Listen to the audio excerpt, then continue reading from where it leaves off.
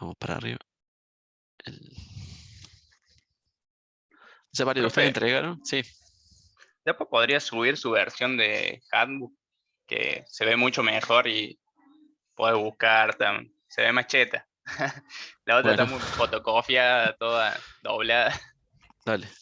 Ahí subo. Ahí lo anoto para subir. Medio tarde, pero bueno. Me acordé ahora. Consulta. Sí. Nosotros teníamos un parlante común, digamos. ¿Puede ser que lo hayamos tomado como bobina? ¿Podrá ser así? Sí. Sí. O sea, elegimos los valores, digamos, acorde al parlante, pero como si fuera una bobina, como un inductor. Sí. Sí, creo que justamente parlantes no hay. Me parece que no está en el handbook este. Me-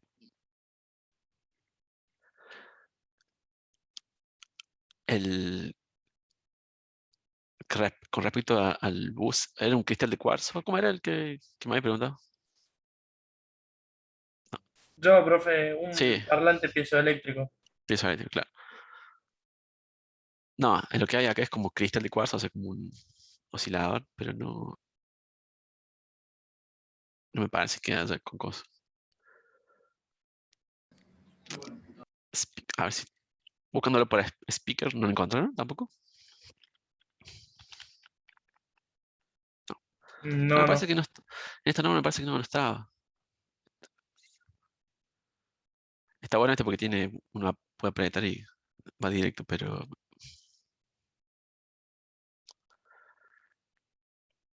sería.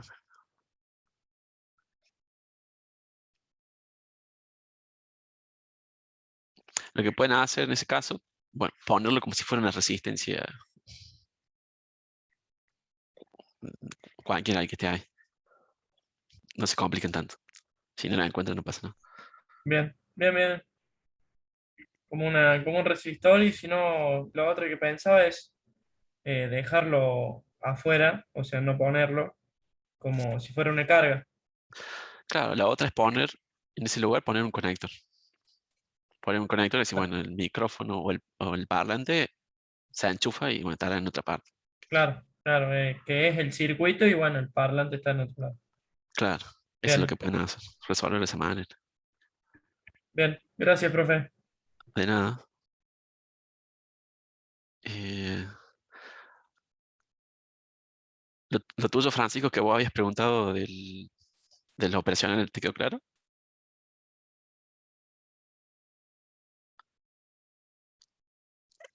Sí, profe, lo encontré. De 10. O sea, básicamente de la operacional tienen que terminar la tecnología, si es, o con qué transistores están hechos, si es el FET o bipolares, o si es BIFET. Determinar el número de transistores y entrar a la tablita. No es tan complicado.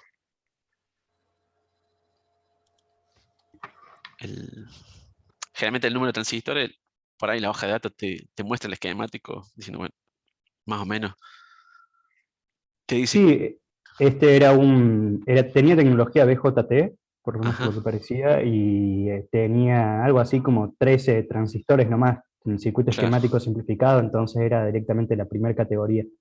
claro. Sí, generalmente sí, los operacionales, lo- los propósitos general sí son de así, no tienen mucha complejidad, digamos. En ese Lo que caso sí fue un es, poco más difícil fue encontrar las características de clase o información que no estaba tanto en la datasheet. La terminé encontrando en catálogos de venta, pero no en la datasheet en sí. Que mira, también exactamente la categoría de clase y después cuando estás viendo eso, si cae en la categoría S, Q o B, me parece que eran las clases, que no te dice exactamente la datasheet, no te decía cuáles eran. perdón, ¿a qué te referís con clase? ¿La calidad? Sí, la de O- calidad, el PQ, Ah, está, que dice Class Category, algo así se llama claro. Ujú. el título de la tabla. En ese caso, cuando no encuentren algún dato, pongan la peor. Siempre sean conservadores, decir, bueno, ante la duda, elijo la peor situación. Así no por la duda, digamos, para que no renieguen tanto en búsqueda de cosas que por ahí no está o medio complicado de saber. Perfecto, gracias. De 10. Profe, ¿Alguna una otra? consulta. Sí. Con el tema de los circuitos integrados, que sí estaba en la sección, digamos, hay un factor, el learning factor, que data, digamos, de la fecha. O sea, Ujú. de la fecha de que se produjo la primera vez el componente. No había Sí, muchos datos certeros en Internet, así que era una página que encontré, por ejemplo, que decía fabricado en los años 90, pero su fabricación es como de hace mucho tiempo, por ejemplo, claro, cosas así, datos así, claro, 40 años, por ejemplo, claro, sí. Sí, algo muy generalmente, común. sí, es re común, sí. A ver si encuentro dónde está el line rate. C2. Acá está. Eh, sí, cuando es más hora 2, listo, es 1. Generalmente la mayoría de los componentes que van a utilizar ustedes es más hora 2 años, salvo que sea un integrado bastante nuevo, pero medio raro.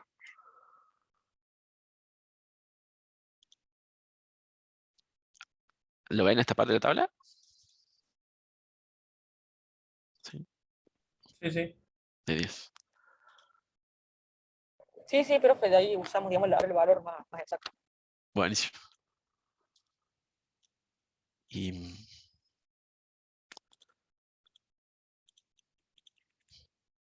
perdón que acá.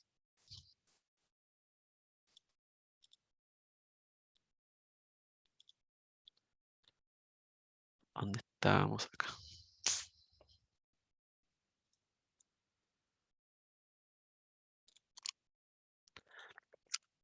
¿Alguna otra duda? Sí, profe, yo tengo una pregunta. Sí, Nuestro circuito tiene un booster y lo tendríamos que considerar también como una resistencia. sí, sí, porque es un elemento también pizoeléctrico que no está, evidentemente no está acá en el handbook. No Y lo también encuentro. teníamos bueno, era un sensor, pero era más que todo una placa impresa de doble espiral. ¿Eso también sería una resistencia? Doble espiral, te refieres que es una bobina, es un inductor. No, no exactamente, profe. Es un circuito impreso en donde se van haciendo círculos concéntricos, pero son dos pistas. Claro, pero ¿están conectados los círculos? ¿Es una No, espiral? Ah, mira. no, ¿Y no, no qué, están conectados entre las dos. y es para medir la humedad ese? ¿Puede ser? ¿O no? Sí, es para medir humedad. Claro. Y en ese caso, no, sí, es medio complicado ahí un modelo. Porque la verdad que si para medir la humedad, supuestamente. O sea, lo que más le afectaría ahí, justamente la humedad, afectaría las pistas, porque las pistas están expuestas, el cobre está expuesto al coso, ¿no? Al aire, al medio, ¿o no?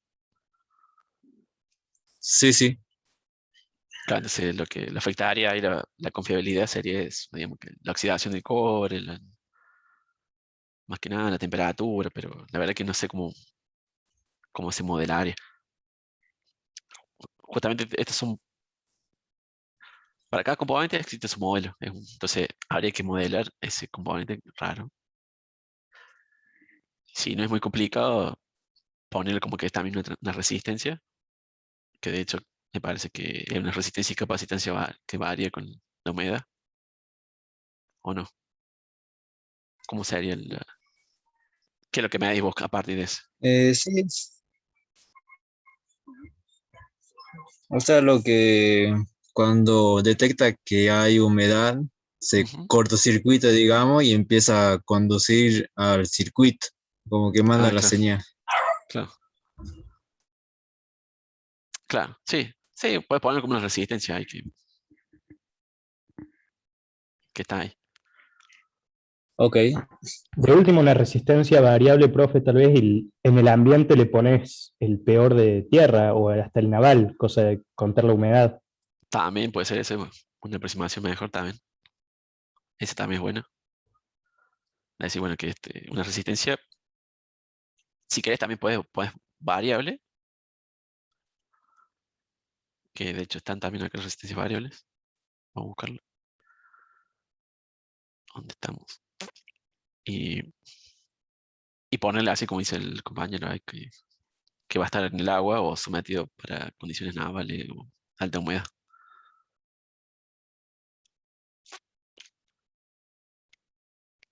Sería resistencia variable.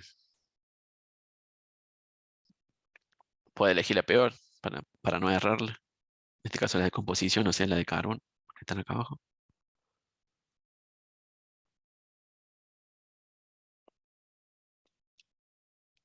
Y, y no complicarlo tanto. Digamos.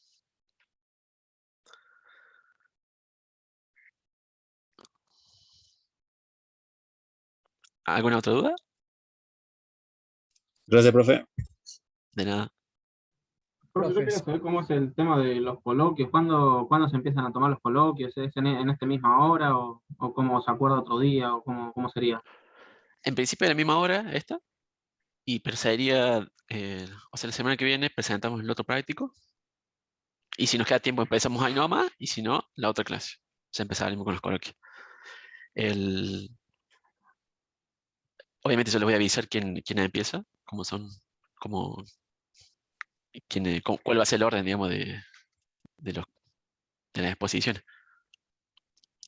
Y si alguno no puede, un grupo no puede, qué sé yo, que esto que lo otro, bueno, se le ofrece al otro y que sigue, y bueno, no pasa nada. Pero en principio la semana que viene, después que ustedes entreguen los informes, de ahí armaría la lista de las evaluaciones, los coloquios.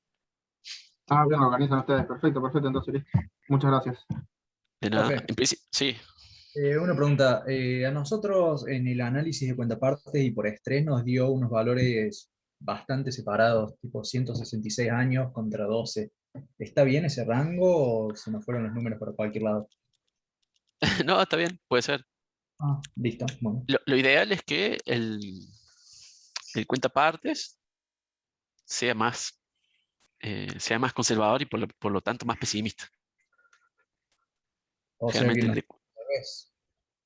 si le- puede ser que le dio al revés y está todo bien, pero en realidad el de cuentapartes debería ser más pesimista, por tener menos datos en realidad. Claro, Como el de análisis por estrés, ustedes tienen el estrés propiamente dicho de cada componente en el circuito. Como es más preciso el cálculo del cálculo de la confiabilidad, debería ser eh, mayor eh, o menor el lambda, mejor dicho, y mayor la confiabilidad. Pero claro. puede ser, Bueno, nos dio al revés a nosotros. pero no pasa nada, digamos, no pasa nada si le da al revés. Perfecto. Más que nada, digamos, el método de cuentas partes es un método que es para comparar dos circuitos en la etapa de diseño. Claro, Uno sí. dice, usted dice, bueno, yo voy a hacer este circuito, es un amplificador operacional, un amplificador de audio, que va a tener estos componentes. Voy a usar esta bolsita de componentes y quiero saber a priori cuánto va a tener, digamos, la confiabilidad, cuál va a ser su confiabilidad. Claro, Digamos, es para comparar, digamos, en comparación con este otro, si en lugar de usar una operacional uso transistor, y bueno, si hago el mismo circuito que es un amplificador, pero con transistores en vez de una operacional, bueno, y tengo esta bolsita de componentes, bueno, así a priori, a grandes rasgos, ¿cuál de los dos sería más confiable? perfecto. Claro, Entonces, sí. Sí, esa era la idea que tenía. Bueno, muchas es gracias. de nada. Y digamos, el método de cuenta aparte es como para una comparación relativa y rápida. Es para decir, bueno, a priori, si uso estos componentes, este circuito va a tener una confiabilidad de al menos esto. Puede gustar o no, pero después, digamos, como segunda etapa, una vez que ya tengan ustedes ya el diseño, el circuito, la potencia que disipa cada componente, la condición de estrés, se pasa al otro análisis que es mucho más fino, más preciso y el que más, digamos, el más el que más vale, digamos, por decir manera, el más importante. Porque es más preciso. El otro es ahí medio como para comparar contra otro circuito que hace la misma función, pero usa otra bolsita de componentes, otra cajita con otros componentes totalmente iguales o diferentes, pero distintas cosas.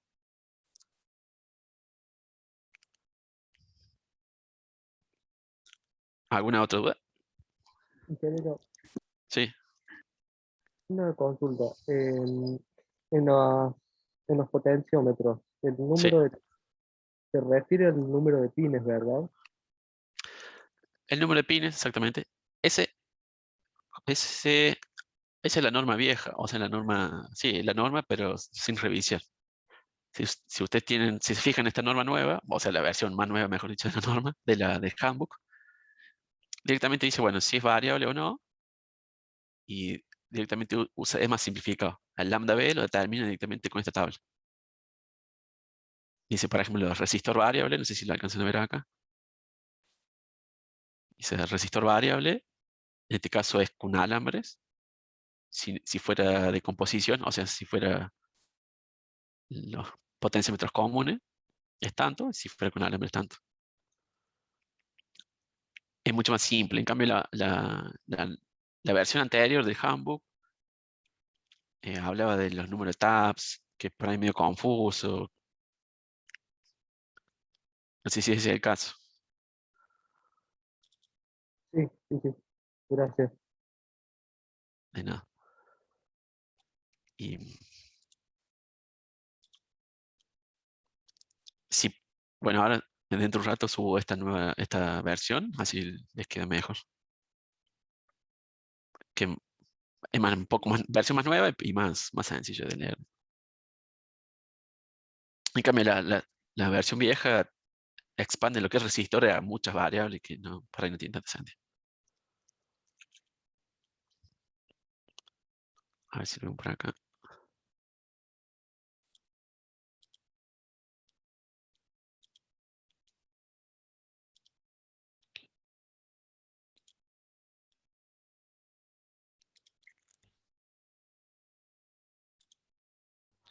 ¿Dónde estamos? Acá.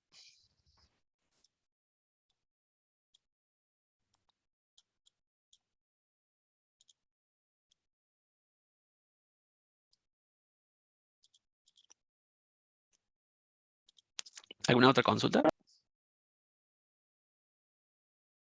Hola, ¿se escucha algo raro?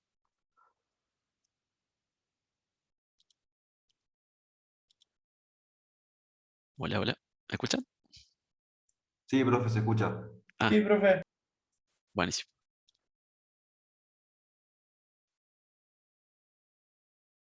Eh, Les quería mostrar este.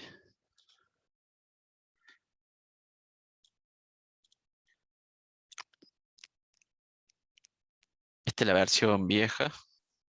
Una versión anterior, mejor dicho.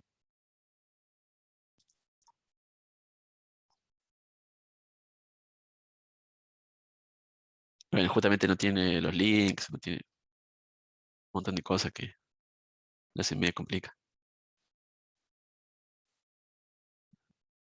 Versión 6, sección 6.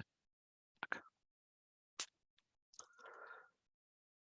Bien, el caso de los resistores en esta versión es mucho más extensa y discrimina entre los resistencia fija, variable, las variables le mete el número de taps, o sea, el número de pines que tiene, si son variables. Hay resistencias variables que no varían en forma continua, sino que varían en forma discreta, o sea, es como una perilla que va haciendo crack, crack, crack, tipo rióstato, Claro, como un selector. como un selector exactamente, esa sería la palabra más precisa. Y los Entonces, bueno, tabs son los terminales. exactamente, los taps son los números terminales que tiene ese rióstato, ese selector.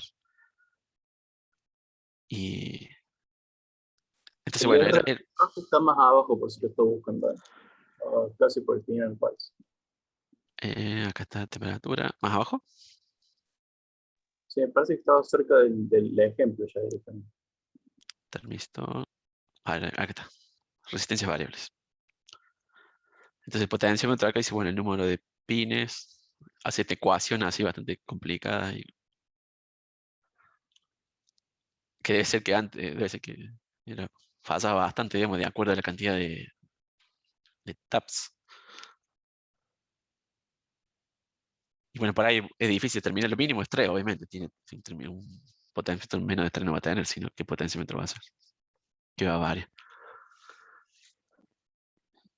Y si tienen estas, si pueden determinar esos valores, bueno, utilicen estas. Si no, si les complica demasiado, usen la otra tabla, que es mucho más sencillo. Uno lo que hace es hacer una lista con los lambda B y listo.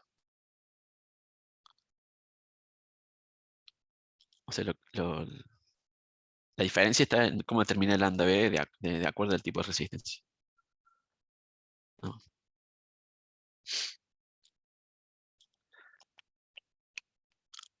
¿Alguna otra consulta del práctico?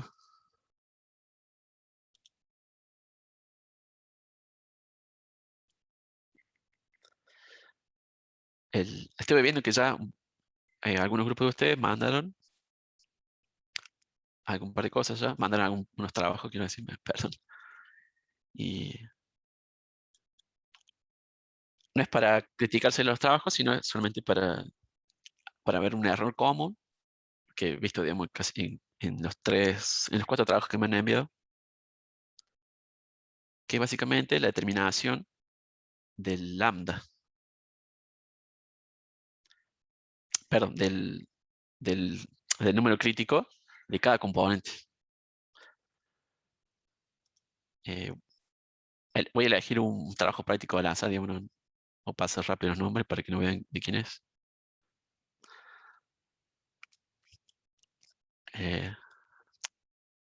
Bueno, primero lo que hacen los chicos esto, bueno, determinan el lambda p por cada uno de los componentes, que está bien.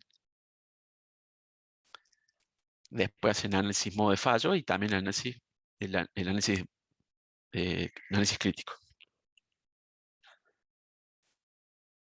La ecuación que para el número crítico de cada componente de cada modo de falla es esta ecuación, donde tenemos varios parámetros. El principal, obviamente, es el lambda p, que ya lo calcularon antes. El segundo, bueno, es el tiempo, es decir, bueno, por cuánto tiempo ese componente se está usando o no. Si realmente los circuitos de ustedes son sencillos, entonces realmente el t es siempre igual para todos, entonces tranquilamente lo pueden obviar, no hace falta que lo utilicen. Después tenemos el alfa, que es la probabilidad del modo de falla, que me imagino que ya lo habrán visto, digamos, con el teórico, que es, o sea, cada componente puede fallar de algún modo, y cada uno de esos modos de falla tiene una probabilidad asociada, o sea, no todos los modos son igual de probables, sino que cada modo tiene su probabilidad de ocurrencia. ¿Me siguen hasta ahí? Después, el parámetro que se le agrega extra, hasta el alfa sería el FMA. El que sigue sería el FMK, donde se le agrega el parámetro de este beta.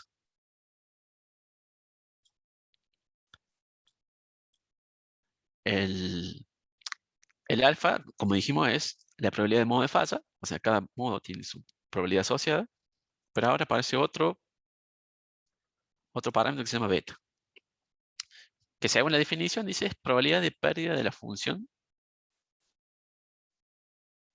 ¿Qué quiere indicar esto? Es, dado un componente, vamos a ver cómo sigue acá.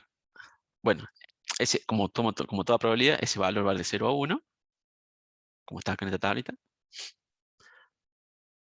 0 quiere decir que probabilidad 0, 1 probabilidad segura o 100%. Pero lo que quiere decir es lo siguiente. Ahí vamos, a ver si puedo compartir.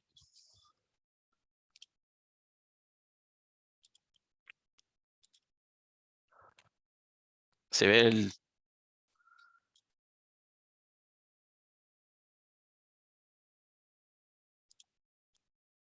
¿El circuito? Sí, profesor. Sí, es el circuito de 10.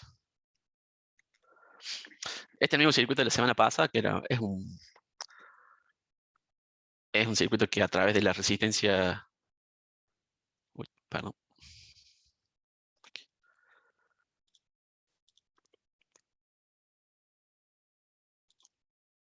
A través de la resistencia esta, controla la temperatura, a través de un comparador acá, controla la temperatura a través del relé este, que debe tener alguna carga resistiva que calienta un sistema. Este debe ser un termistor, algo por el estilo, que controla la temperatura. Entonces, lo que les comentaba recién es sobre el beta, justamente, o sea, el número crítico. Ponemos nota de vuelta acá. Igual a el alfa por el beta por el lambda p del componente. El alfa era los modos de falla. Y el nuevo parámetro beta es, según una definición, la probabilidad de pérdida de la función. ¿Qué quiere decir esto? Acá va la m, perdón. Por ejemplo, las resistencias tienen 3 modos de falla. Por ejemplo, elijamos, a ver, espera, ¿qué podemos elegir? ¿Qué componente? Elijamos el transistor este. Nos centremos, como que hagamos el cálculo del transistor. El transistor tiene, ¿cuántos modos de falla? Si alguno que lo haya calculado, ¿visto?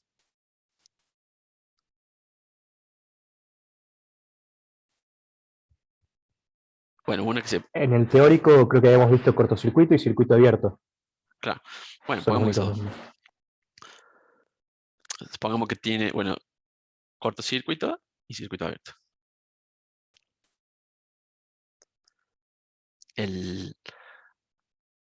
No me acuerdo de la probabilidad de fase, pues supongamos que este sea 0,6 y este que sea 0,4. O sea, el transistor falla. Quiere decir que o falla como cortocircuito o como circuito abierto. No hay vuelta. Por eso la sumatoria de las dos probabilidades, estas dos sumatorias, dan 1. ¿Está claro ahí, no? Bueno. Ahora lo que me dice este parámetro beta, que nos dice esto. ¿Cuál es la probabilidad de que el circuito falle? O sea, todo el circuito completo, siendo que el transistor, en este caso Q2, falló en algún modo de falla. Por ejemplo, supongamos que este sería alfa 1, el modo 1, y este sería alfa 2. El C del modo 1 sería igual a alfa 1 por un beta 1 por lambda p. El C2 sería el alfa 2 por un beta 2 lambda p. Lo que nos está diciendo, lo que nos dice el beta es, ¿cuál es la probabilidad de que el circuito deje de andar o que falle, siendo que el transistor falló en cortocircuito?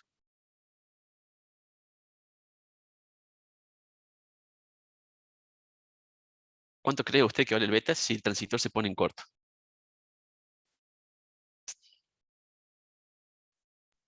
Uno. ¿Por O qué? sea, nos va a siempre estar, en teoría siempre va a estar calentando, va a estar Claro, todo se va. el tiempo prendido el calefactor o la carga que tenga. Exactamente. Exactamente. En este caso, el beta es 1 porque si nosotros queremos justamente... Recuerden que una de las fallas que habíamos visto la semana pasada de este circuito era que no poder controlar la temperatura. O sea,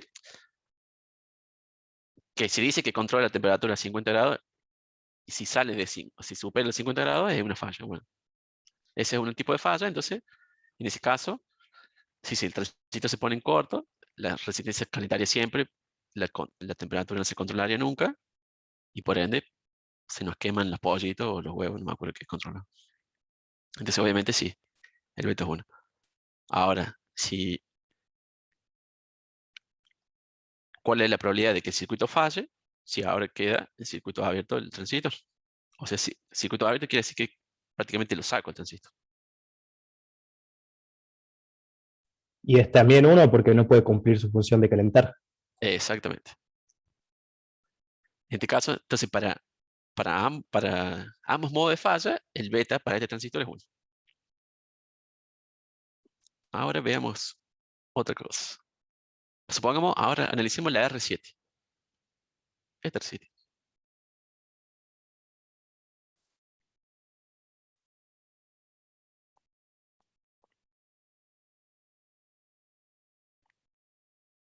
En ese caso, la resistencia,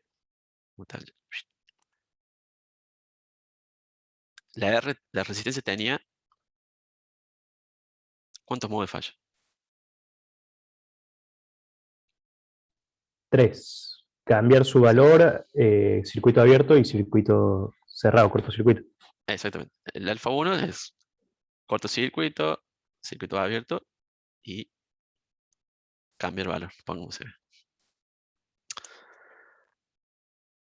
El cortocircuito, la probabilidad era muy baja.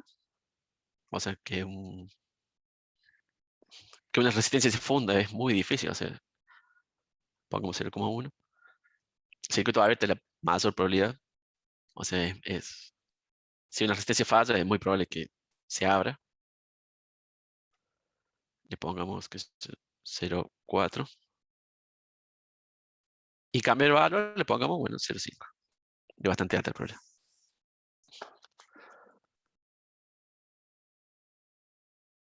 Para cada una de esos modos de falla, ¿cuánto cree que valen los beta? Volvemos al circuito acá arriba. Si hago así, ¿se sigue viendo bien? ¿O se ve muy chiquito?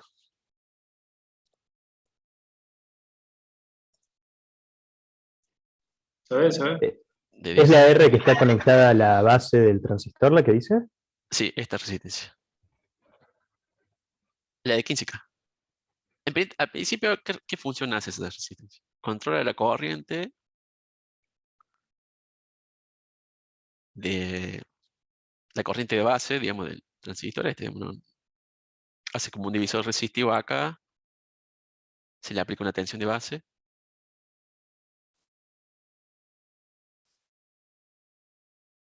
Más o menos, ¿no? O sea, pero en principio este circuito como funciona es encendido apagado. O sea, lo que hace esto es prendido apagado. O sea, o el transistor anda al corte o al saturación. No es que trabaje en la zona lineal, ahí conduciendo más o menos corriente, porque lo único que tiene que hacer esto es prender y apagar el relé. Y el relé sí o sí siempre trabaja con una corriente determinada, digamos, una IL, supónganse que es 100 mA. O sea, con 100 mA el relé se activa, entonces si le pones menos corriente no se va a activar y tal. Entonces en principio el transistor este trabaja el corte y saturación. Por ende, por esta malla, por este circuito, sí o sí pasa una corriente o no pasa nada, que en definitiva la determina en la operación en este. Entonces, esta resistencia lo que hace solamente determinar un nivel de corriente de base para el cual trabaje a la saturación, ¿no? Entonces, si la resistencia se pone en cortocircuito, ¿qué pasa? Entonces, si ponemos un corto acá,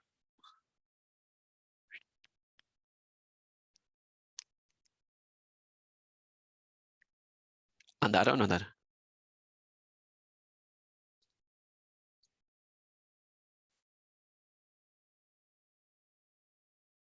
¿Qué les parece? Mientras no se queme el transistor, pienso que sigue andando sin problema. Claro. Bueno, esa es una pregunta que responde, puede ser. Bueno. Entonces, ¿qué beta le ponemos? ¿1 o 0 o 0,5 o 0? 8. Supongamos que este está bien calculado. Supongamos que el operacional, la corriente máxima de salida que entrega es, supongamos que la corriente base de máxima que se aguanta el transistor, la V y V máxima, para que no se queme, supongamos que es de 1 mA. Y el operacional, supongamos que entrega como mucho 2 mA. Obviamente, si esto está en corto, lo único que tenemos acá como carga son estos dos diodos, el diodo LED y este otro diodo, el diodo de base emisor. Entonces, prácticamente que lo queme. Entonces, supongamos que puede entregar hasta 2 mA máximo, los 2 mA, listo, me queman en la base de transistor, entonces listo, el beta es 1.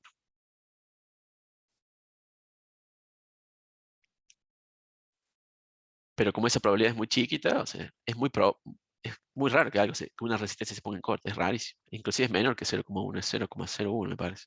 No me acuerdo bien. La siguiente situación es que el circuito esté abierto. Entonces, si yo saco la resistencia, si yo esta resistencia la saco, entonces, extraigo la resistencia, obviamente nunca se va a disparar en la base del transistor. Digamos, no hay forma, no hay chance de que se active el circuito. Entonces, obviamente, en esa situación, el beta también es 1. Recuerden que el beta nos dice cuál es la probabilidad de que el circuito falle, todo el circuito completo, siendo que el tal componente falló en tal modo. O sea, en este caso es, ¿cuál es la probabilidad de que todo el circuito que mantiene la temperatura estable falle, siendo que la R7 de 15K falla en tal modo? Modo circuito abierto es 1. Modo en cortocircuito también es 1. ¿Qué pasa ahora cuando cambia su valor? Que es bastante probable que ocurra, cambie valor.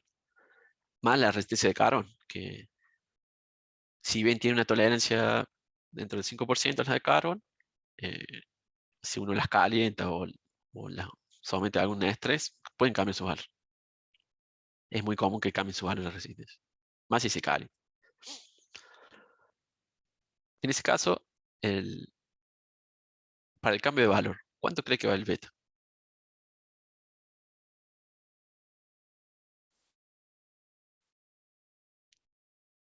¿Se puede decir que el beta es 1 si cambia el valor? No. Tiene que ser. Exactamente. Se podría llegar a sobresaturar la base, me parece. Pero Claro, no es crítico. Exactamente. O sea, entonces, ¿qué valor le pondríamos?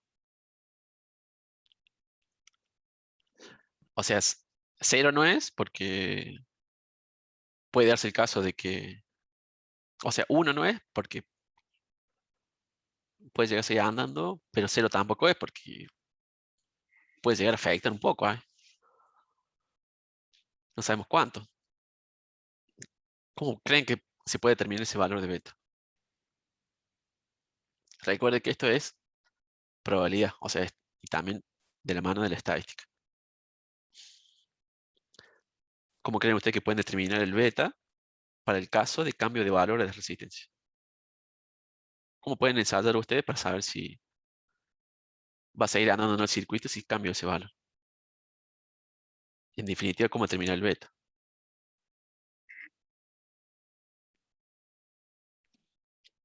¿Y con la tolerancia a la resistencia? En principio, uno diseña el circuito con las tolerancias en cuenta. Uno dice, bueno, sobre esa resistencia del 5%, de carbono al 5% de composición, y todos mis cálculos dan con esa tolerancia, pero mi circuito anda con esa tolerancia. O sea, si la resistencia ahora no vale 15K, sino vale 15,075, es que está dentro del valor de tolerancia, sí gana el circuito. O sea, obviamente, uno diseña con las tolerancias en cuenta. De hecho, ya vamos a ver eso en el otro práctico más adelante. Pero en principio las tolerancias ya están en cuenta. O sea, las variaciones por tolerancia están las permitidas. Son las especificaciones que uno cuando diseña el circuito este. El tema está, ¿qué pasa si si se va de las tolerancias. Un poquito, o mucho, poco. Solo se me ocurre la forma larga, profe, de ir probando distintos valores y ver si eso afecta o no el funcionamiento del circuito y saber qué tan probable es que se llegue a ese valor, es decir, cuánto se está variando la resistencia para que llegue a ese valor. Exactamente. Con ese valor, con esa variación de parámetros que se llama, parámetro de sweep o análisis Monte Carlo también se suele llamar, uno dice, bueno, voy probando. Le saco esa resistencia de 15K, le pongo una de 10K. ¿Sigue ganando el circuito? Sí. Bueno, el beta en ese caso es 0. Pero, ¿qué pasa si le pongo una resistencia de 10K, o sea, un valor menor, y a otro circuito y no anda? O sea, tengo dos circuitos. En uno me anduvo y en otro no. ¿Qué beta le pongo ahí?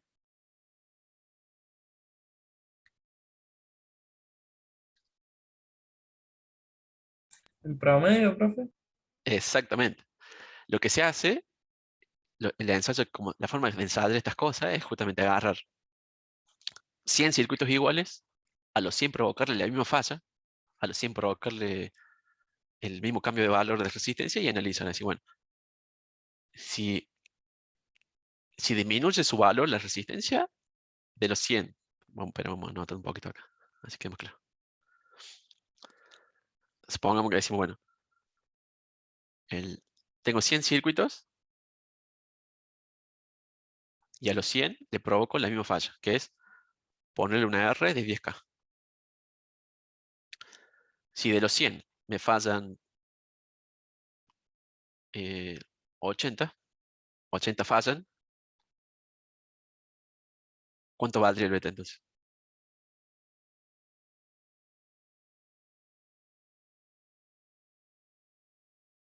Recuerden que es probabilidad. O sea, a los 100 circuitos, en lugar de poner una resistencia de 15K, le pongo una de 10K y veo que de los 100 circuitos, 80 me fallan.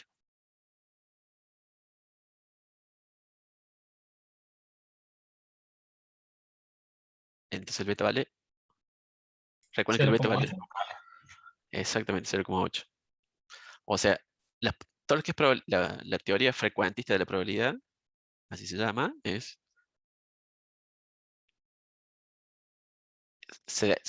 La forma de calcular es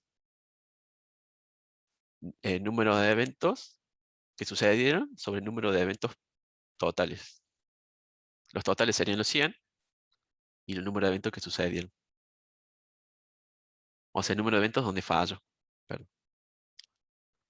Así se calcula la probabilidad, la forma más básica o más sencilla. Obviamente, este valor de probabilidad, que es esta relación sobre del número de casos sobre el total, se acerca a la realidad mientras mayor sea el número de circuitos que uno testea, ¿no? Porque si agarro dos circuitos, ponele que los dos circuitos justo me cayeron dentro de los 20 que no fallaron.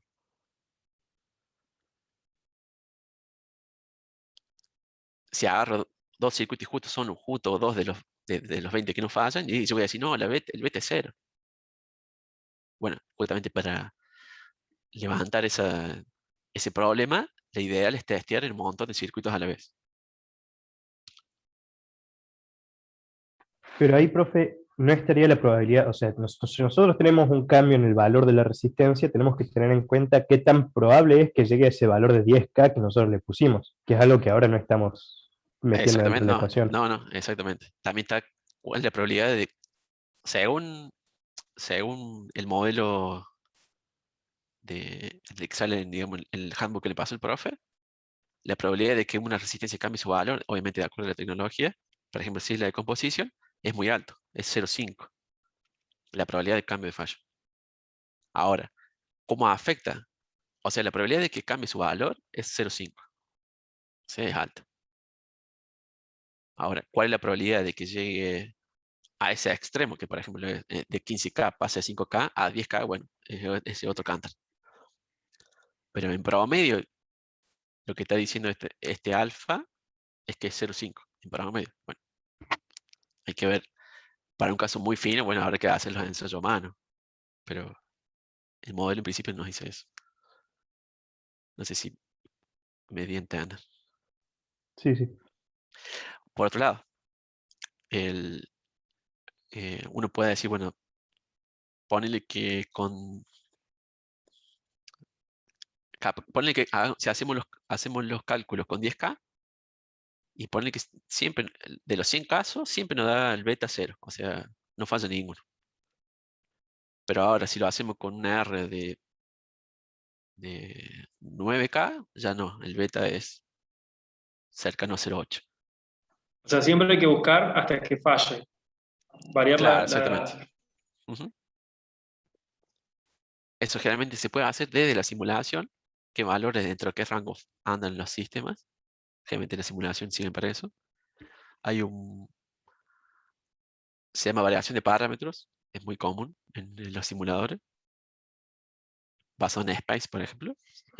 Uno puede así barrer, bueno, esta resistencia bárremela desde 0 hasta 100K. Mostrarme la salida en función de esa variación. O sea, y se arma unos gráficos, bueno, vamos a poner acá. Unos gráficos donde acá tenemos R y acá, que son, por ejemplo, temperatura de sal, que es, en este caso es la temperatura que queremos controlar. Entonces, a medida que varía R, como varía la temperatura de sal, y supongamos que aumenta, y bueno, llega un momento que no. A partir de un valor de R, bueno, este sería el límite. Yo quiero mantener la temperatura constante, controlada, y bueno, si yo varío la R en este momento, bueno, a partir de un cierto valor ya la R no, la temperatura no funciona, no se puede controlar más. Bueno, obviamente ese es un límite, un valor de R límite, que uno dice, bueno, que establece, uno establece también como una pseudo tolerancia a la variación, y uno también sirve para determinar el beta. No sé si han visto, por ejemplo, pero hay unos videitos dando vuelta de los celulares, unos Samsung, esos que, el tipo librito, unos Samsung nuevos, que justamente lo que hacen es ensayan el flex es un celular que tiene pantalla de los dos lados. O sea, tiene pantalla, es como que se abre y no sé si lo han visto. No sé si salen realmente al mercado. Bueno, ese celular, justamente los tipos tenían que ensayar cuántas veces se aguanta el abrir y cerrar el flex. Creo que es el nuevo prototipo del B10, del celular que era de antes, ¿no? ¿Cómo? Creo que es el nuevo prototipo del B10, el Motorola B10. Con tapita, eso. No es con tapita. Es un celular que se abre y queda toda una pantalla grande, digamos. Ah, flexible. El Galaxy Fold de un Samsung. Pantalla plegable. Es pantalla plegables. Bueno, hay unos videos dando vuelta donde muestran cómo ensayan ese flex, esa pantalla plegable. Y son unas máquinas donde ensayan creo que están ensayando de a 100, 200 celulares a la vez, abriendo y cerrando, abriendo y cerrando, abriendo y cerrando. En ese caso, lo que ensayan es cuántas veces pueden abrir y cerrar un celular, y a su vez, para que sea válido ese valor, lo ensayan en un montón de dispositivos a la vez. O sea, eran más de 100 dispositivos a la vez que estaban abriendo y cerrando, abriendo y cerrando. A lo largo de tanto tiempo.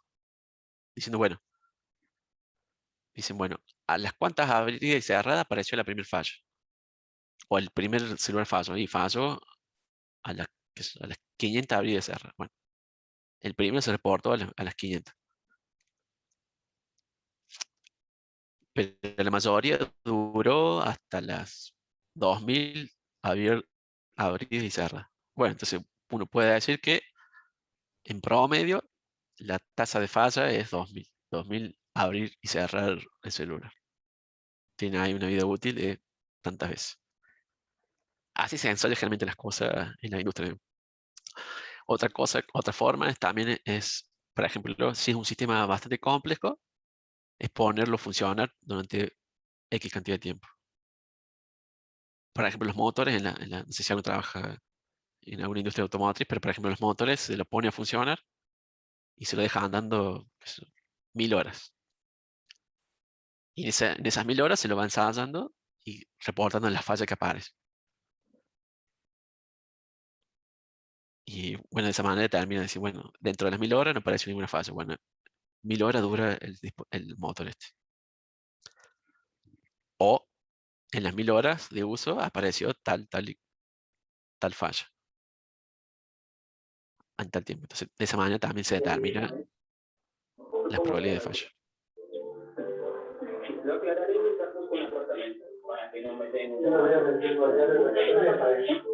Hay alguien tiene el micrófono abierto.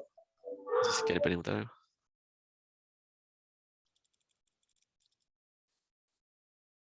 En principio, entonces, ¿quedó claro cómo se determina el beta?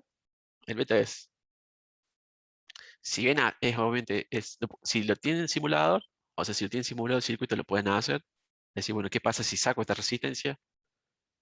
¿Qué pasa si pongo un corto? ¿Sigue ganando el circuito o no sigue ganando? Bueno, hay unas cosas que son bastante obvias. Obviamente, si saco el transistor, no va a andar. Si le pongo un corto, tampoco va a andar. Entonces, obviamente, en esos casos, el beta es 1. Pero, por ejemplo, otro caso particular es el diodo LED. Si el diodo LED su función solamente es indicadora. O sea, indica que está funcionando el controlador de temperatura.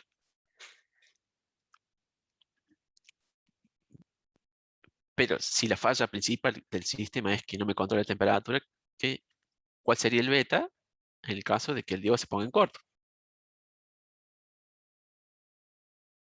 O sea, si el diodo se pone en corto, acá le ponemos un corto. Y prácticamente se puede decir casi que el beta es 0, porque solamente la función que cumple ese diodo es indicador.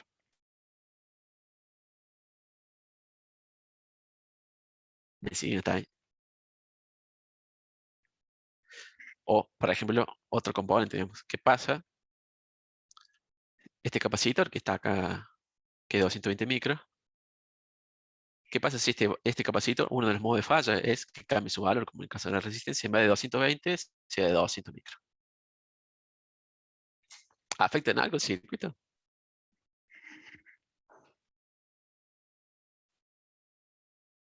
Es muy probable que en ese caso el beta sea 0, porque 200, que sea en lugar de 220, sea 200 micros, no me afecta en nada, me parece. Porque solamente es para el filtrado de, digamos, como un filtro, digamos, de este diodo, de este rectificador acá. O sea, para mantener un poquito más limpia la alimentación del operacional, pero que valga 200, que valga 220, no afecta demasiado. Más si está alimentado por batería. O una fuente de tensión externa, digamos, ¿no? O, ¿qué pasa si varía esta resistencia también? Siendo que abajo tenemos un potenciómetro, ¿no? O sea, si esta resistencia en lugar de ser 8,2 ahora es 8 o menos, y es muy probable que el beta sea 0, porque si abajo tiene una resistencia variable que yo la puedo ajustar y compensar ese valor, entonces ni siquiera me doy cuenta, digamos, si cambio o no. Obviamente hay un margen, como en el caso anterior, pero es muy probable que dentro de bastantes márgenes el beta sea 0 para ese cambio de valor de resistencia.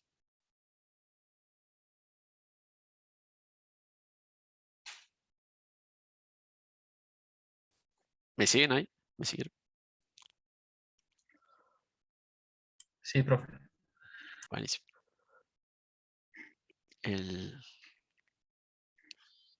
¿Alguna otra duda de esta parte? ¿Alguna duda así con respecto al beta? El beta al principio parece subjetivo, pero no. Tiene su forma de medirse, que es ensayando el circuito, ensayando muchos circuitos a la vez, provocando la misma falla. Y Y es un parámetro bastante importante porque nos dice, generalmente nos está diciendo la importancia de ese componente en el circuito. Si el beta es 1, quiere decir que si falla ese componente, no va a afectar todo el circuito. O sea, el circuito va a fallar si ese componente entra en ese modo de falla. Eso nos está diciendo el beta. Es re importante. No sé qué subió ahí un videito. ¿De qué es el video ese de Nahuel? Si nos puedes comentar.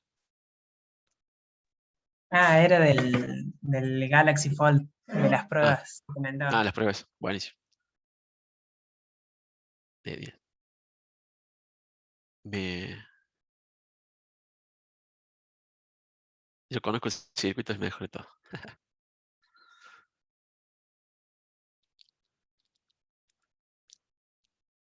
Cierto. Sí, me parece que saqué del informe ese. Y... ¿qué otra cosa? Bueno, otro problema que veo, que he visto, digamos, en los informes estos que me han entregado hasta ahora. O sea, los que me han entregado y encuentran errores, tranquilamente le pueden modificar. Tienen tiempo hasta el lunes, el domingo, creo que era hasta la fecha. No me acuerdo bien. Otra cosa un problema que vi, a ver si vemos. Voy a pasar, digamos, de vuelta a ver el informe. Otro informe. ¿Dónde estamos?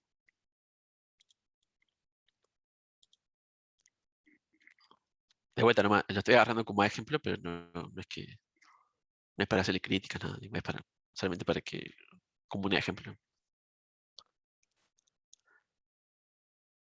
Este caso es en este caso, el circuito de analizar dice que es un pedal de guitarra, ¿no? Es una operación, él solamente distorsiona, realimenta ahí, hace un recortador, digamos, con la realimentación, recorta ahí la entrada, la realimentación. Tengo entendido que más o menos funciona así. Pero en definitiva es un aparatito que está en el piso y se le enchufa una guitarra y la persona lo único que hace es apretar un botoncito para prenderle y apagarlo y tiene la guitarra conectada y a la salida el amplificador.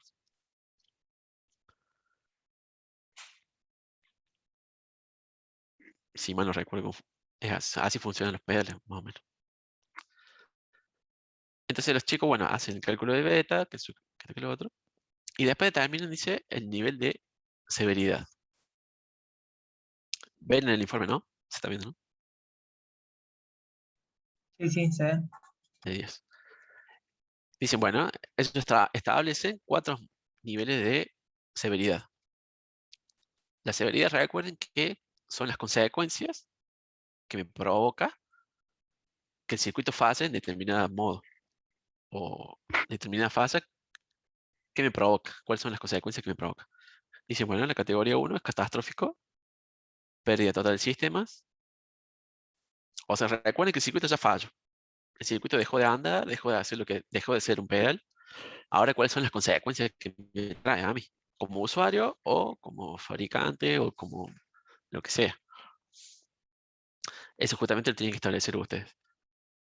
En el caso de catastrófico, dice pérdida total del sistema. En caso importante, dice daños materiales. El caso 3, dice marginal, pérdida disponible del sistema. Después dice falla 4, la consecuencia del nivel 4 menor. Falla mínima que solo provoca un nivel de mantenimiento programado. Generalmente la falla 4, esta mínima, dice que es, bueno, el circuito me falló, dejó de andar, pero se soluciona cambiándole el componente que falló, o un mantenimiento o un ajuste, ya sigue andando el circuito. Generalmente estos dos quiere decir que el circuito dejó de existir. Pérdida total quiere decir que se prendió fuego el circuito, no sirve más. Y generalmente pérdida, y generalmente también es que, bueno, dice daños materiales significativos, quiere decir que también prendió fuego, cada vez que prendió fuego la casa, que lo otro. Catastrófico también puede decir que mató a una persona, o a muchas personas, provocó mucha pérdida de dinero. Este grupo agarró esa tabla y intentó clasificar su modo de fallas, sus fallas, usando esta clasificación. Entonces, bueno, hizo todos los cálculos de los lambda p, con los alfa, después le agregó el beta, y le fue asignando, por cada modo, le fue asignando severidades. Entonces dijo, tomemos un caso. Es solamente de ejemplo, es justamente porque me vino como justo vi que lo entregaron y vi que era una falla, dije, bueno, mejor, así lo usamos de ejemplo. Analicemos esta situación. La R1, el modo de falla abierto, el beta es 1, o sea, quiere decir que si la R1 queda en circuito abierto, el circuito falla y la severidad 1, o sea, es catastrófica. O sea, me mata una persona, prácticamente. Vamos a ver cuál es la resistencia de R1. Eso.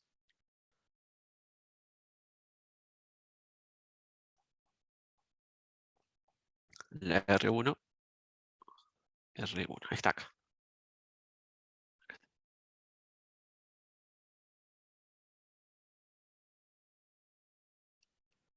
Esta es la R1. Dice que en circuito abierto, sí. O sea, si saco la resistencia esta, ¿qué pasa? Que anda el circuito y no, obviamente produzco una falla. ¿Por qué? Porque me desconecta la entrada de acá, me la desconecta.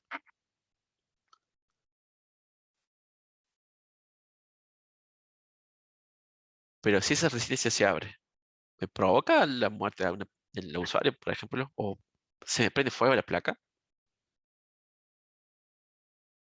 O sea, ¿tengo una pérdida total del sistema? ¿Qué creen ustedes? Daños personales no van a haber, simplemente daños materiales, será una resistencia y la operación cuenta mucho. Exactamente. Entonces, de acuerdo a la clasificación que proponen los chicos, ¿en qué categoría entraría la falla? Categoría importante, pero no catástrofe. En realidad entraría, si ven La 3. Para mí entra en la 4. O sea, si se pone en circuito abierto esa resistencia, con solo cambiarla, es muy probable que siga andando en circuito. O le sumo la 4, la 3, porque capaz que esa falla me provoque la falla de la operación. Supongo que se me queme la operación. Entonces, en principio, la 3 y la 4. Con una falla sí creo que lo más importante es si te arruina el concierto, profe. Ah, claro. Bueno, eso también lo puede establecer usted. Decir, bueno, ¿cuál es lo principal, la peor consecuencia que le puede causar a usted? Obviamente, lo que quiere decir es, lo que hace esto solamente es clasificar la falla. O sea, ya el circuito ya falló. El distorsionador ya no funcionó como dijo que iba a funcionar. O sea, ya no, la señal de salida es nula, no amplifica el operacional S. O sea, el circuito ya falló. Ahora, ¿cómo se clasifican las fallas? Porque hay muchos tipos de fallas en importancia. Lo que está haciendo es clasificar las importancias. Obviamente, la más importante es esta y la menor importancia es esta. Ahora, ¿relativo a qué? Uno se puede decir, bueno, recién el Francisco dijo, bueno, sí, lo peor que te puede pasar es que te falle en el concierto y bueno, te deje ahí a pata.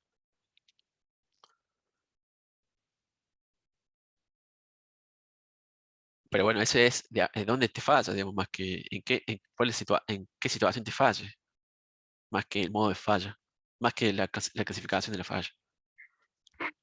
Obviamente ahí es grave porque te deja pata. Pero lo que estamos haciendo acá es las consecuencias, puede ser directas, digamos, de la falla, si le podemos decir de una manera. Para mí, Para mí, esa falla entraría en la categoría esta menor o marginal, lo sumo. O sea, quiere decir que si yo cambio esa resistencia y le pongo otra, si gano el circuito, sí, de 10. Entonces, las consecuencias son más que un cambio de resistencia o un cambio de operación. Pero ahora, si esa falla me provoca que se prenda fuego todo el circuito, y sí, obviamente seguramente estoy acá en una, en una categoría catastrófica, o sea, estoy en lo peor. O, ni hablar, o en la categoría 2 también. A lo que voy es que ustedes pueden tranquilamente usar esta clasificación, pero también pueden proponer una que ustedes decidan. Por ejemplo, yo les había nombrado la otra vez, creo que era el tema de dinero, costos. Por ejemplo, como sé que este circuito no va a provocar la muerte de nadie, está en el piso, qué sé yo, se alimenta con 12 voltios, una pilita, perdón, una pilita de 9 voltios, o sea, no se va a prender fuego, no, no va a pasar nada raro. Uno lo que puede hacer es decir, bueno, la peor consecuencia que me puede traer si falla el circuito es económica, el costo de reparación. Entonces pueden decir, o sea, costo de reparación. Por ejemplo, donde la categoría 1 sea que la reparación me cueste mayor a, qué sé yo, 10.000 pesos. La categoría 2, entre, qué sé yo, supóngase entre 1.000 y los 10.000 pesos. El costo de reparación. Bueno.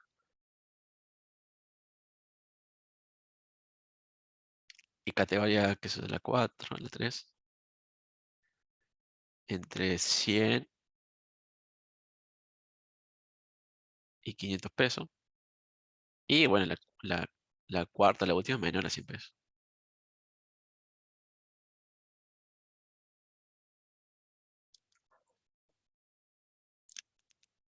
Entonces, supongamos que el circuito me deje andar. Porque me falla una resistencia y bueno, solamente va a implicar cambiar esa resistencia que sale menor de 100 pesos. Ahora, pues si una operacional caro de audio, que generalmente son caros, y bueno, no, entraría ya en la categoría, o sea, si me deja andar porque se me quemó el operacional, bueno, entraría que en la categoría 2 porque el operacional es de audio, es caro, es de calidad. Bueno, sí, vale en la categoría 2. O al igual que, bueno, en este caso no tiene potenciómetros, pero, o supónganse las fichas estas suelen ser caras. Uno dice, bueno, puede decir, bueno, esas fichas si se me rompen, se me gastan, qué sé yo, bueno, son caras, bueno, entonces entraría en categoría 2 también. ¿Me explico más o menos dónde voy con el tema este? O sea, uno puede establecer las categorías, las consecuencias de las fallas. Pueden establecer, no solo una, hasta pueden establecer varias categorías. Una puede ser la económica, o sea, el costo de reparación. Supóngase que ese operacional no solamente que es caro, sino que se importa, lo fabrican solamente en Alemania, los días feriados, en invierno, entonces bueno, y es imposible conseguir en Argentina. Entonces, que el circuito me falle porque se me quemó la operacional y es una categoría importante, uno, porque es muy difícil de conseguir el operacional, porque no se consigue tan fácil. A diferencia si el operacional me deja andar por el capacitor este C1 o la resistencia esta, digamos, que las consigo acá en la esquina.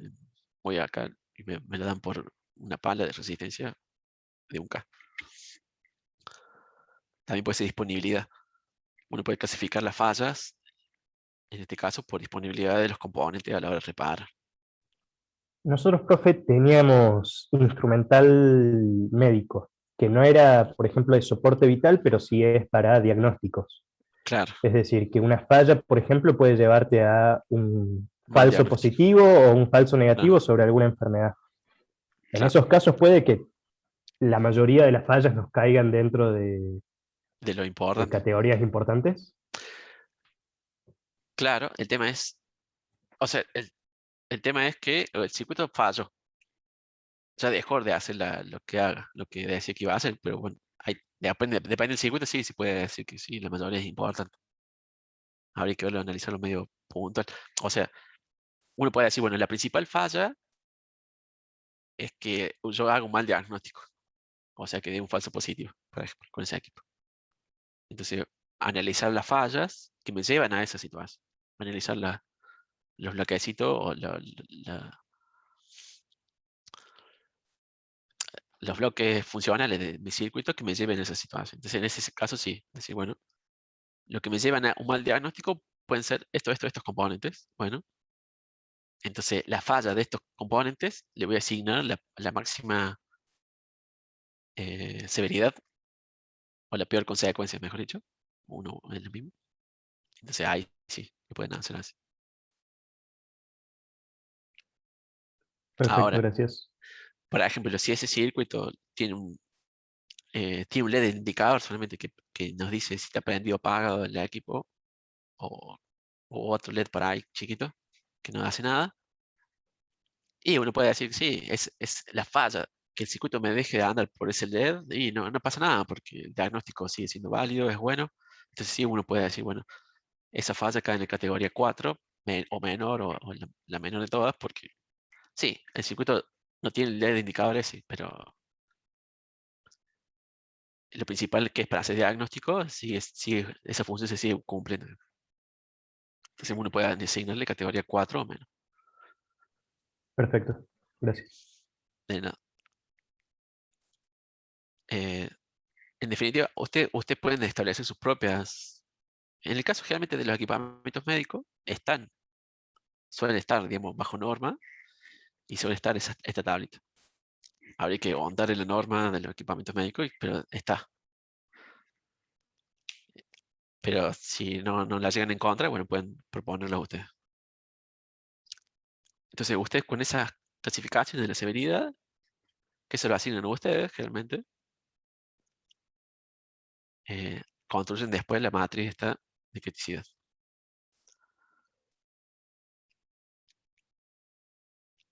Acá, como ven, digamos, a sus compañeros les digo que casi todos los componentes caen en la categoría 1. O casi todas sí, los dispositivos están en sus modos de falla. Si ustedes lo ven así, dicen, si alguien viene, perdón, si un vendedor viene y le muestra esta matriz antes de comprar usted el pedal deberían por lo menos salir corriendo y decirle, denunciarlo, básicamente. Porque lo que está diciendo es que este pedal es muy probable que la mayoría de las fallas, o sea, me está diciendo que la mayoría de las fallas son de categoría 1, que es catastrófica, o sea, que me provocan los peores daños, provocan las peores consecuencias. Supongamos que fue acierto, digamos, el análisis si estuviera bien hecho. Entonces, uno puede ver, digamos, que es malo el circuito, puede ser mal. O es un Si mal lo piso diseño. fuerte me huele el pie, profe. Claro, exactamente. Lo que se puede ver, digamos, de esta matriz. O sea, lo ideal es que los circuitos tengan, digamos, los componentes en esta zona verde. O sus bloquecitos estén en esta zona verde. Obviamente, esto es un criterio, diciendo, bueno, ¿qué acepto como bueno o malo? Obviamente es un criterio de cada uno, pero en principio uno puede decir la norma, supongamos que esto sea bajo una norma, puede decir, no puede haber componentes en la categoría 1. No puede haber componentes que me provoquen muerte de persona. Bajo ninguna probabilidad de falla. De probabilidad de ocurrencia, perdón. Ese puede ser, digamos, un criterio que lo diga la norma, porque no sé qué. O solamente acepte circuitos que tengan categoría severidad en la categoría 2 o menos. De acá para allá. Es un criterio. Pero a priori, si este análisis estuviera bien hecho y tiene esta matriz de criticidad, es bastante peligroso, por decirlo mal. Porque tiene un montón de componentes, encima con la alta probabilidad, las dos más altas, digamos la A y la B, que me provocan consecuencias graves. ¿Está? O sea, en los informes tengan en cuenta esto, digamos, estas cosas que les estoy nombrando. O sea, en principio, a la severidad le pueden establecer ustedes, pueden usar esa tabla o no, o pueden inventar una ustedes. Como les dije yo recién, pues la disponibilidad de componentes, el costo de los componentes, el costo de recambio. O u otra clasificación que se les ocurra a ustedes. O pueden tener varias. Puede ser costo, disponibilidad y consecuencias de este tipo. Y tener varias matrices de acuerdo a lo que quieran analizar. Con que hagan una está bien, pero si quieren hacer más, no pasa nada. Profe, el número crítico que tiene ahí total arriba, o sea, ¿qué importancia o qué relevancia o con qué se compara? O sea, 1,85 yo que sé, es mucho, poco. A mí, por ejemplo, en el trabajo que yo hice me dio 3,2. O sea, ¿en base a qué lo tengo que relacionarlo? Bueno, ese es otro cantar. Ahí vamos. Generalmente, ese número crítico se compara justamente con otro circuito que haga exactamente la misma función. Y se dice, bueno, mi circuito tiene un número crítico de 1,8. Pero el circuito que yo diseñé tiene un número crítico de 1,3. Entonces, obviamente, bueno, los circuitos que tengan menor número crítico que este, otro circuito que haga exactamente lo mismo, o sea, que sea un pedal. La misma función, que distorsiones, que esto que lo otro.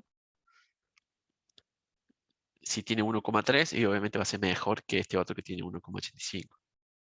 Digamos, es un número relativo para comparar circuitos. Es como un número que sintetiza todo. Ah, sí, es para hacer una comparación con otros circuitos, está bien. Está. Claro. En realidad también lo que se hace con ese número crítico es, digamos, como sus circuitos son bastante sencillos, o sea, son de pocos componentes,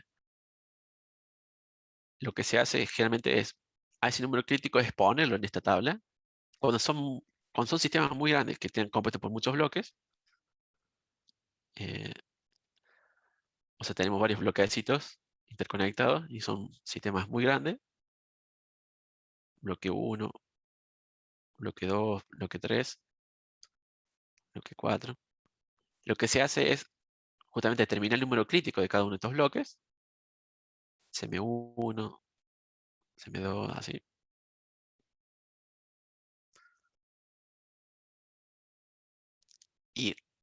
Y a estos números críticos son los que se ponen acá en esta matriz. O sea, el número crítico, recuerden que no es también un número, es una probabilidad, o sea, la probabilidad de ocurrencia esta. A ver si está en la tablita acá. Creo que estaba en la tablita. Acá está.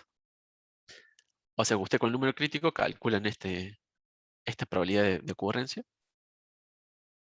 y le pueden clasificar, digamos, en la matriz. Asignarlo a estos valores. Es decir, bueno, el A entre el número crítico 0 y entre el número crítico 100 y 500, entre el B entre 50 y 100 y así. Entonces, realmente lo que se usa acá es poner los números críticos. O sea, el número crítico, acá sería el número crítico del C3. Bueno, nota. Uno puede decir, bueno, lo que iría acá es el número crítico del C3, que condensa toda la información, el número crítico del S2, del diodo 1, del diodo 2. Como que el número crítico de cada componente te suma las tres probabilidades de falla o todas las probabilidades o todas las modos de falla que tenga ese componente. Entonces, condensa todo. Obviamente, si una de esas modos de falla es muy alto, va a aparecer, digamos, en ese número crítico. Te lo va a llevar a un valor alto.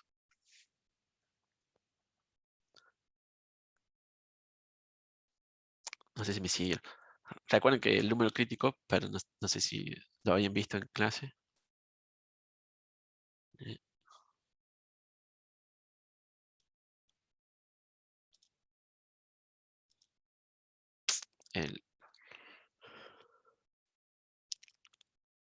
el CM era por cada modo de falla, o sea, tenemos por el modo de alfa 1, por ese modo de falla vamos a tener un beta 1, y a su vez, recuerden que tenemos el lambda P, digamos, del circuit, del componente, que lo calcularon por el método de la estrés o por el cuenta aparte, generalmente por la estrés. Entonces, perdón.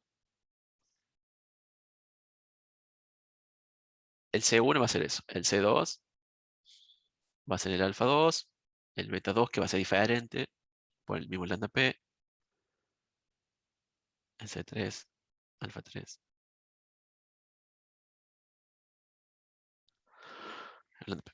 El número crítico es la sumatoria de todo eso, todos los CI. En definitiva, digamos, es el lambda P factor común de todo eso. Digamos, el alfa 1, beta 1 más.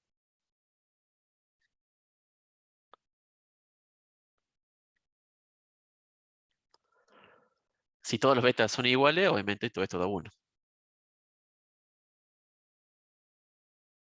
Si los betas son todos iguales. ¿Por qué? Porque el alfa, la sumatoria de los alfas, recuerden que da 1. Porque recuerden que es probabilidad de ocurrencia de tal elemento,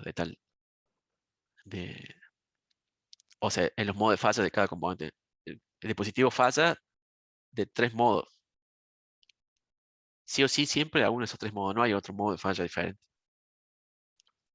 O es una cosa, o es otra, o es otra. Pero generalmente los betas no. Los betas pueden ser diferentes, como ya lo vimos. En el caso de una resistencia, el cambio de valor, el beta puede ser diferente a que si se pone en corto o circuito abierto. Entonces, el CM para este componente nos sería de esta manera. Y lo que se hace, bueno, es calcular todos los números críticos para cada de los componentes, para el componente 1, para el componente 2, para el componente 3. Eventualmente lo que se puede hacer de vuelta, condensar todos estos números sumándolos por bloques. Es decir, bueno, tengo el bloque de, volviendo digamos, al controlador de temperatura, tengo el bloque del driver de base. Entonces puedo decir, bueno, el CM del bloque de driver de base del transistor es, qué sé yo, 0,1 o 0,5. El CM de la etapa de potencia, sería el transistor de salida y el relé, que toque lo otro, ponerle que me dé un valor alto porque tiene bastante falla. Me dé 1,5. El CM de la parte del operacional me dé 0,4 y así.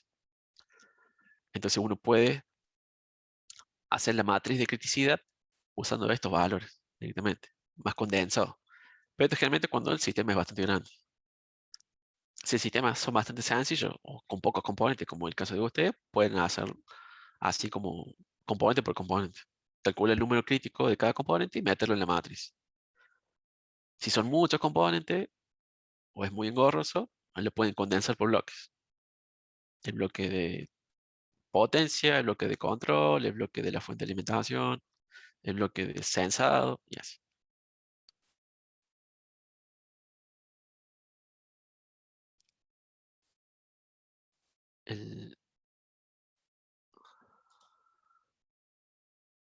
Acá lo tenía, me había olvidado que lo tenía acá listo para esa parte. O sea, pueden condensar por cada uno de estos bloques un CM.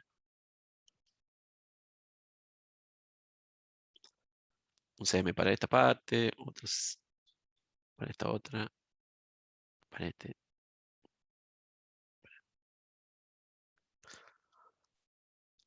Entonces, o hacen la matriz por componentes o por cada bloque funcional.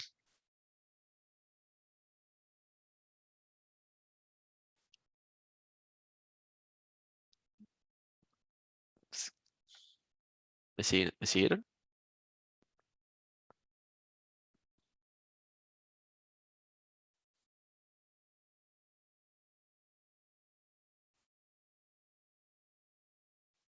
Eso digamos, son o sea, tanto el beta como como la determinación de las consecuencias, o sea, la determinación de la matriz crítica. Esos son las principales errores que encontré, digamos, a la hora de armar los informes, digamos, que me han entregado hasta ahora. Tienen tiempo, digamos, de corregirlo, o resolverlo, digamos, los que lo han hecho.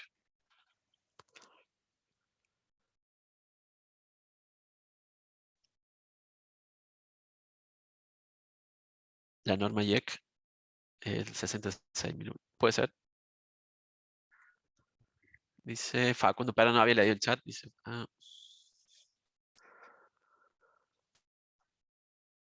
está bien.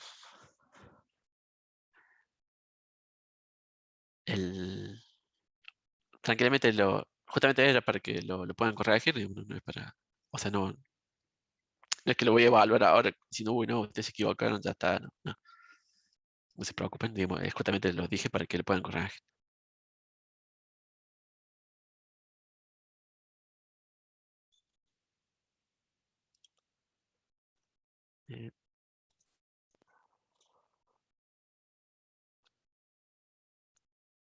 Digamos, la matriz de criticidad le permite, como les dije recién, comparar justamente dos circuitos. Es una forma más de comparar circuitos. O sea, ustedes tienen dos circuitos que hacen exactamente lo mismo, dos pedales,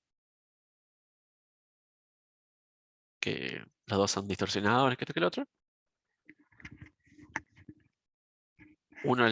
A partir de estos análisis, ustedes dicen, bueno, uno va a durar 10 años, otro me va a durar 5 años, pero el que me dura 10 años sale 20.000 pesos, el que me dura 5 años sale 5.000 pesos.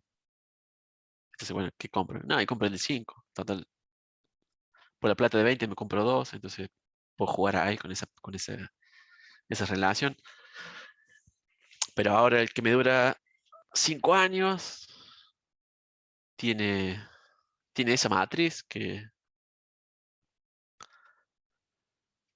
tiene esta matriz que si falla me provoca muerte de personas. En cambio, la otra el que dura 20 años, el equipo que dura 20 años, no, tiene todos los componentes en la categoría 4. O sea, quiere decir que si falla no me provoca muertes. Entonces, tiene otra forma de comparar los circuitos. Más allá que los dos hagan lo mismo, o sea, los dos tengan la misma ancho de banda, la misma distorsión armónica, que esto que lo otro, el mismo ruidito de la guitarra. Pero si uno, en el caso de este circuito, si te falla, es muy probable que me provoque pérdidas grandes. En cambio, si el otro falla, no. Entonces le permite decidir sobre qué circuito, en este caso, comprar o verificar o utilizar. Y digamos, es bastante importante. Es, por ejemplo, esto también se hace, pero de otra manera, con los crash tests de los autos. No sé si lo han visto.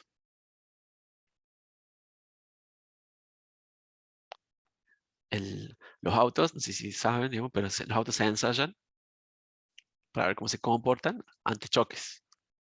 Se le pone a una determinada velocidad, se lo lanza controlada en forma, digamos, automática a una determinada velocidad y se lo hace chocar contra una pared. Obviamente adentro lo llenan de sensores el auto y a su vez le ponen los muñecos, los dummies. Son muñecos que también tienen un montón de sensores adentro que van reportando todos los golpes que sufriría un humano si estuviera en esa posición del vehículo adentro. Entonces, en Europa es una exigencia, es una ley que lo exige, en muchos países es una ley que se exige. Se exige que todo el auto nuevo que va a salir al mercado tenga su crash test, o sea, como su testeo de calidad ante un choque hecho, cómo se comporta ante seguridad. Pero acá en Latinoamérica todavía no. Pero en Latinoamérica hace un par de años atrás hay un organismo que está ensayando los autos que están saliendo al mercado.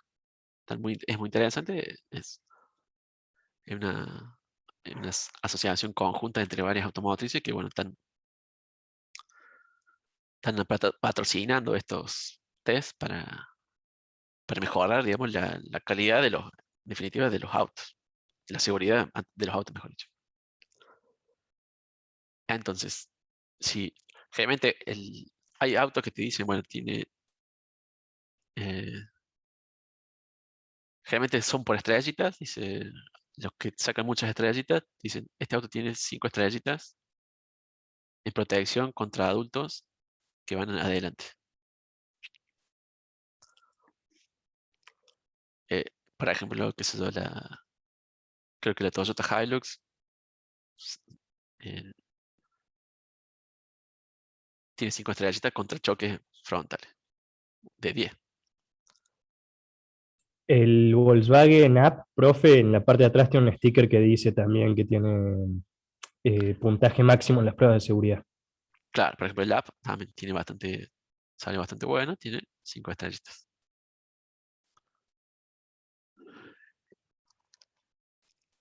¿Qué pasa ahora si uno... bueno, hay otro que tiene... ¿cuál otro también que fue muy conocido?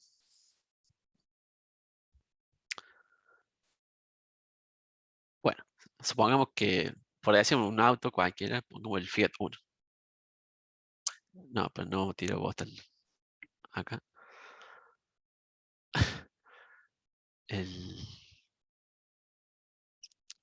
El Cherry Cucú. El Cherry salió con una estrellita. No es 0, pero es 1. Tiene una estrellita. Y ahora salió, por ejemplo, salió el Chevrolet Cruze. No, pongámosle otro. El Fiat Argo. Fiat Argo. Que no le he hecho ensayos estructurales ni nada. O sea, no hay dato.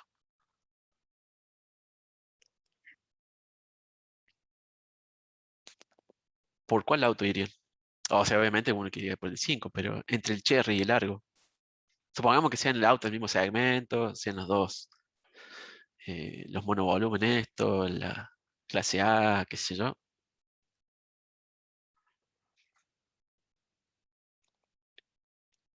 ¿Irían por uno que uno sabe que por lo menos tiene una protección de estrellita o porque uno que no sepa nada?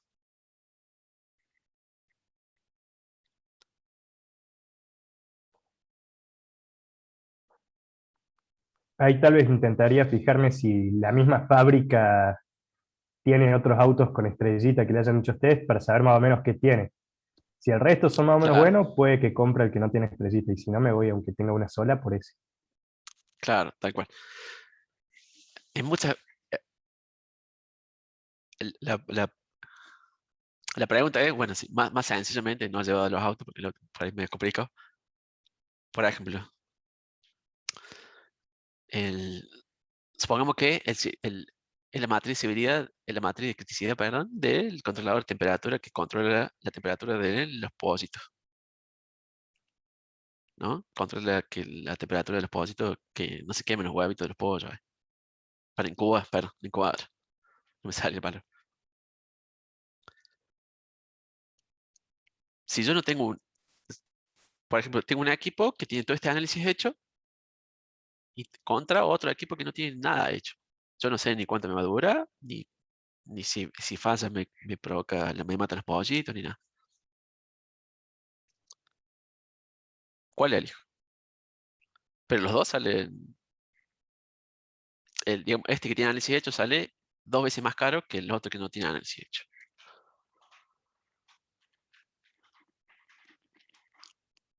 Yo sé que este, por ejemplo, me falla a los 2 años, sé que me falla y me falla de tal manera y sé que tengo que cambiarle tal cosa porque sé que me falla. El otro no sé nada.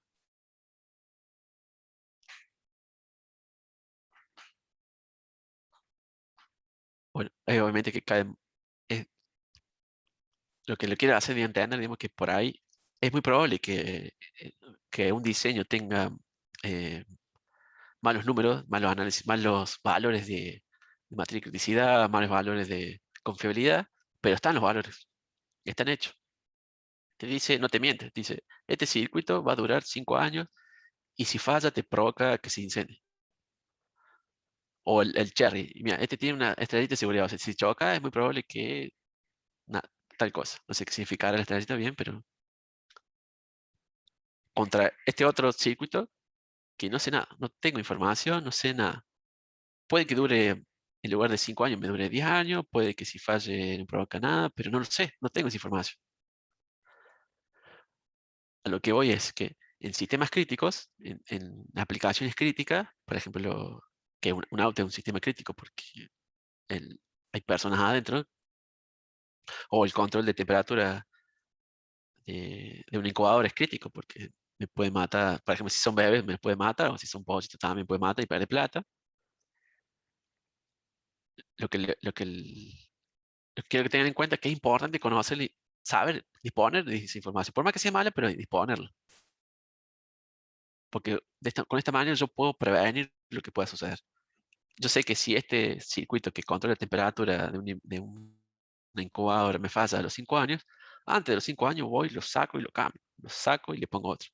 En cambio, si tengo otro circuito que no tengo esa información disponible, no tengo las consecuencias o cómo va a fallar, o no tengo todo este análisis hecho, no voy a saber nunca, voy a estar ahí a la espera, y si me falla, no me falla, no sé. Es como medio de incertidumbre. Obviamente, como que la información, si está bien hecha, digamos, los análisis nos dan confianza. Confianza a la hora de, de utilización, nuevamente. A eso voy, digamos, con esta idea, digamos, que es preferible tener la información antes que no tener nada. Por más que sea malo el circuito, por más que dure un año, es preferible tener esa información que dure un año a que no saber. En la industria es muy común, digamos, es muy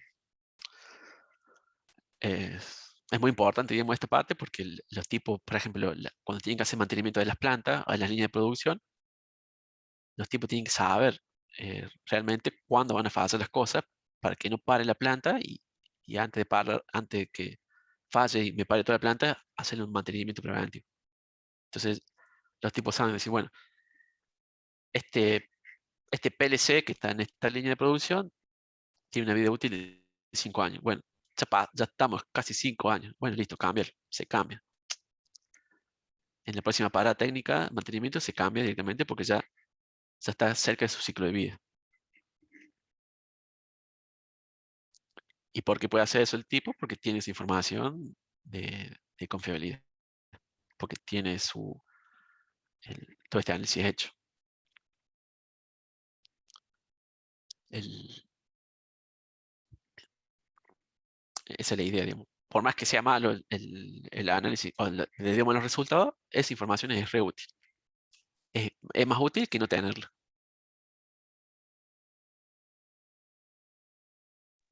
Se entiende, profe. Sí, sí. Buenísimo. Me mandé un modo caso que fue no grabó la clase. Me estoy dando cuenta ahora. El NCAP, exactamente. El NCAP es el ente que evalúa los crash tests de los autos. En Latinoamérica se llama LATAM NCAP. El NCAP es el europeo y el LATAM NCAP es el latinoamericano.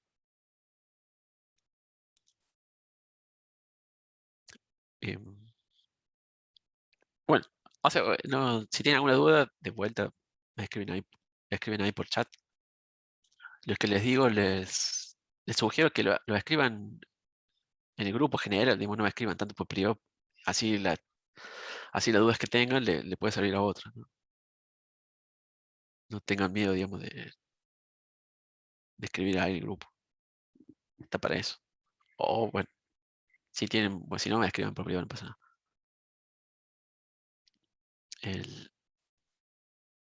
¿Alguna otra duda con respecto a esta parte? O general, digamos, del informe. El coloquio es básicamente contarme qué es lo que han hecho, no es nos pregunta así, uy, ¿qué es lo que es el alfa? No, o sea, no es una evaluación así tradicional, por decir manera. Es básicamente que me cuenten qué han hecho, cómo hicieron las cosas, cómo tuvieron los resultados, por qué, así. Y más que nada también para conocer un poco las caras, porque ya que no nos vamos a ver presencial, bueno, por lo menos tener ahí un mínimo contacto más cercano, digamos, con los grupos. ¿Está?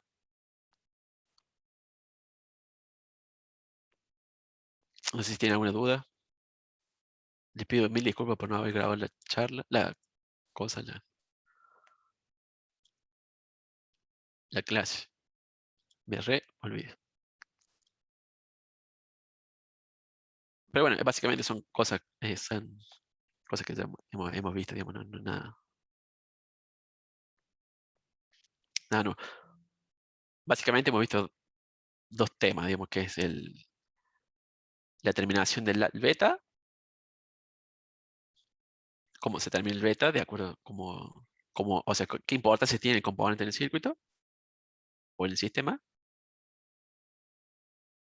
Obviamente, si el beta es 1, quiere decir que es muy importante en el circuito, o sea, quiere decir que si falla, al circuito lo afecta 100%. Y si el beta es 0, quiere decir que prácticamente no importa que esté ese componente, el circuito que no le va a afectar si falla. Y por otro lado, lo que hemos visto es la matriz de criticidad, digamos, cómo determinar la severidad de las fallas. O sea, esa sería como resumen. Recuerden que a la tabla de severidad le pueden determinar ustedes, le pueden proponer a ustedes, no es necesario que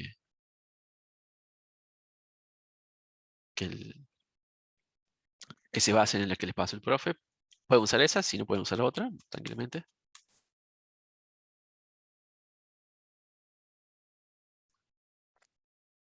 Y no sé si tienen más dudas.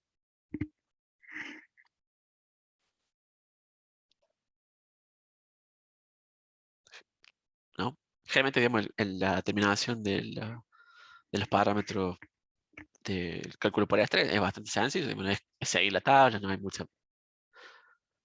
mucha vuelta ahí. Lo que sí, tienen que determinar bien las condiciones de funcionamiento del circuito. Es muy importante eso, la temperatura máxima, las peores condiciones.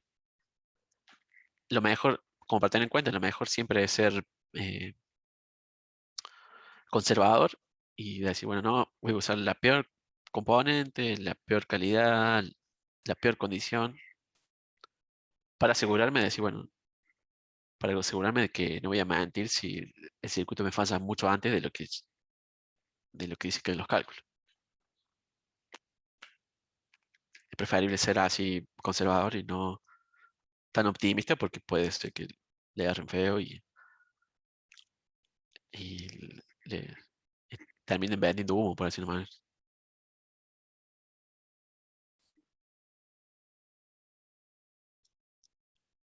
Si no tienen más preguntas, terminamos por hoy.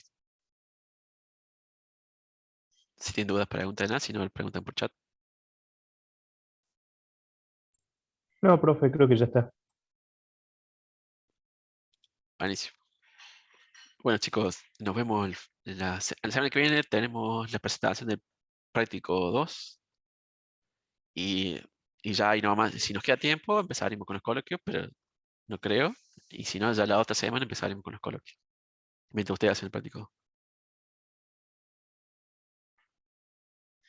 Y les avisaré, digamos, cómo va a ser el cronograma de acuerdo, el cronograma de la entrega el cronograma de coloquio. ¿Está? Perfecto, profe. Listo, profe. Ahí subí el informe de colegio de 10. Tienen tiempo hasta el domingo para corregirlo, no pasa nada. Pueden revisarlo todo lo que quieran. Suerte, cuídense. Está El bastante sábado a la complicado todo. noche me pongo a corregir, profe. Dale, Chao, profe. Chao, nos gracias, vemos. profe. Hasta luego, No, de muchas nada, gracias. de nada, suerte. Buen fin de, profe. Buen fin de, cuídense. Nos Chao, profe, nos vemos. vemos, Francisco.